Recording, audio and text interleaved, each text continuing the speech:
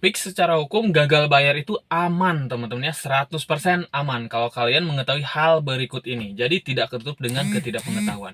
Yuk simak video ini sampai habis. Assalamualaikum warahmatullahi wabarakatuh. Kembali bersama saya di sini. Apa kabar kalian semua? Semoga dalam keadaan sehat walafiat dan selalu dimudahkan rezekinya. Di video kali ini saya akan membahas nih hukum gagal bayar sih ya. Karena banyak sekali nasabah yang kadang yang memang masih takut untuk gagal bayar, padahal kemampuan dirinya itu sendiri tidak sanggup untuk melakukan pembayaran. Malah gali lubang tutup lubang, bayar hutangnya itu dengan hutang lagi. Jadi buka aplikasi lagi. Nah, itulah salah satu kesalahan. Padahal kalau gagal bayar itu adalah aman 100%. Aman 100%. Kok bisa seperti itu? Oke, sebelum itu yang baru bergabung tentunya bantu channel ini untuk berkembang dengan cara klik tombol subscribe yang ada di bawah dan juga bunyikan notifikasi loncengnya supaya saat upload video terbaru kalian mendapatkan pemberitahuannya.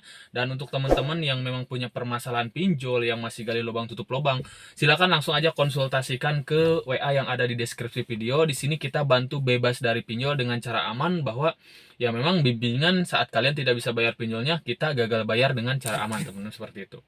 Oke, kita lanjut membahas topik kali ini. Di sini banyak sekali nasabah yang gagal bayar, ketakutan gitu kan.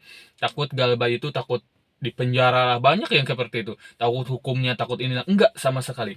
Kalian harus melihat video berikut ini. Ini hukum gagal bayar. Saat kalian ibaratnya tidak bisa bayar pinjolnya, termasuk ibaratnya dari penagihan, pengancaman, bahkan bahwa kalau memang digugat ke pengadilan pun tetap aja mereka itu tidak bisa ibaratnya menekan kita ataupun memaksa kita untuk bayar kalau memang kita benar-benar tidak sanggup untuk melakukan pembayaran. Apalagi dengan ada pengancaman-pengancaman, kita lebih unggul teman-teman, bisa melakukan pelaporan balik untuk pihak-pihak mereka.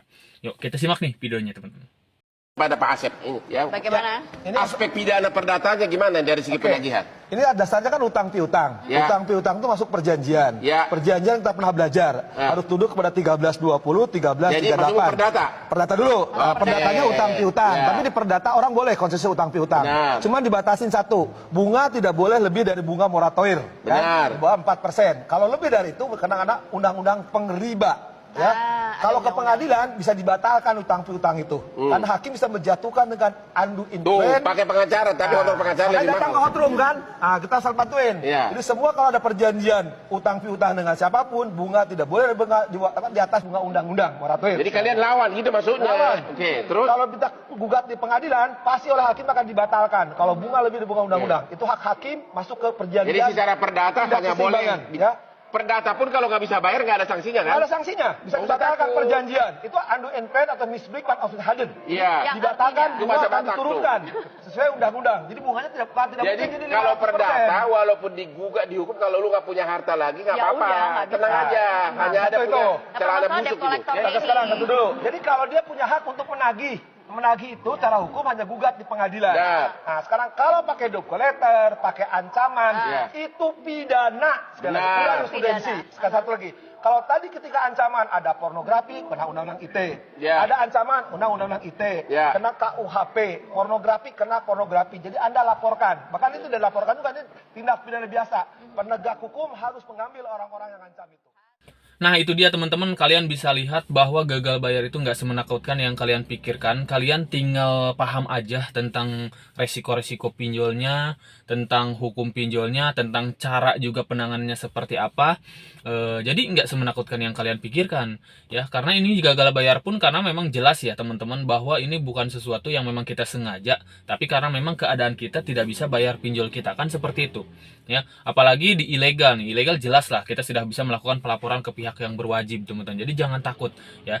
Jadi langsung aja konsultasikan masalah Anda jika memang kalian punya permasalahan pinjol yang memang kadang sudah tidak sanggup bayar ataupun masih gali lubang tutup lubang ya. Konsultasikan aja ke WA yang ada di deskripsi video.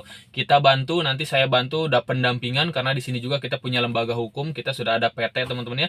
Kita dari PT Lucky Group Fintech Solution, jadi bisa membantu teman-teman, mendampingi teman-teman apapun yang terjadi ke depannya tentang masalah hutang piutang di pinjol ini teman-teman ya. Oke, sedikit itu sih informasinya, mudah-mudahan bermanfaat. Saya pamit, Assalamualaikum warahmatullahi wabarakatuh.